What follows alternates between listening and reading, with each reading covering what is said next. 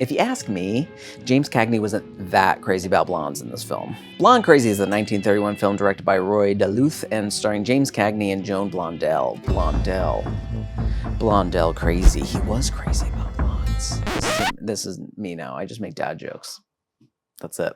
That's who I am. It's a romantic comedy that follows Cagney's Bert Harris, a fast-talking bellhop who sees and immediately becomes smitten with Blondell's Ann Roberts and sets about conning the hotel into giving her a job. Mrs. Snyder, the girl you hired for the linen job is here. I told her to report tomorrow morning. Yeah, I know, but she wants to get acquainted with the job on her own time. Well, I never met one like that before. Ann, on the other hand, takes an immediate dislike to Bert's aggressive advances and shuts that down. Ann has to shut a lot of down at this hotel. They're going to have some lawsuits on their hands. After she's accosted by a guest, Bert and Ann team up to con the man out of some money. And this bonding experience brings them together to begin their new business of con artistry. Here you are, honey. $2,500 for you and $2,500 for me. With the compliments of room 334. While on the road, Bert and Ann meet Dapper Dan Barker, a seasoned con artist who Bert immediately wants to impress. Ann is wary, but Bert convinces her to combine the funds they took from the hotel guest and get into a big con with Barker. But Bert has a lot of alliteration. But Bert learns always trust a woman's intuition, because guess what? Dapper Dan Barker wasn't on the level, and the big con that they were supposed to go in on together was actually an inception. A con within a con. A conception.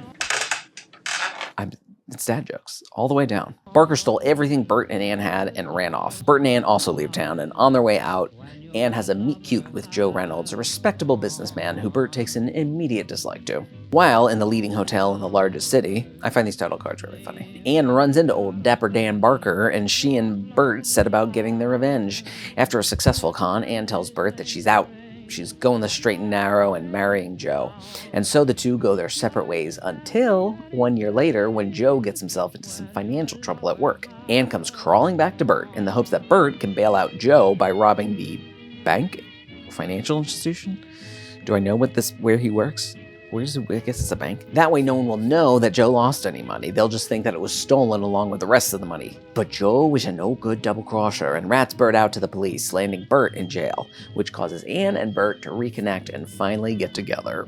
Aww. This is a fun movie. The chemistry between Cagney and Blondell is great. Blondell is a lot of fun early on in the film as the strong-willed Ann, standing up for herself and shutting down. It's easy to see why Cagney falls for her, and even easier to understand when he falls harder, the more independent and confident she reveals herself to be. But it's Cagney. Cagney, man. I've watched over 50 films from 1930 and 1931, and there is no one who can take a character that is pretty underwritten and imbue them with nuance and give them this real arc from childish, overly confident bellhop to tired, lovelorn adult.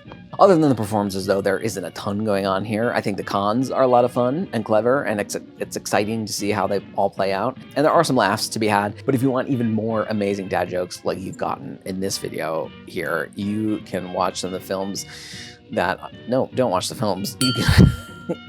You can hear me talk about some more films from 1931, and you can click that and see how I rank films from 1930. Now go watch something old other than me. What just happened to me there? That was a disaster. The end of that little speech. Mwah.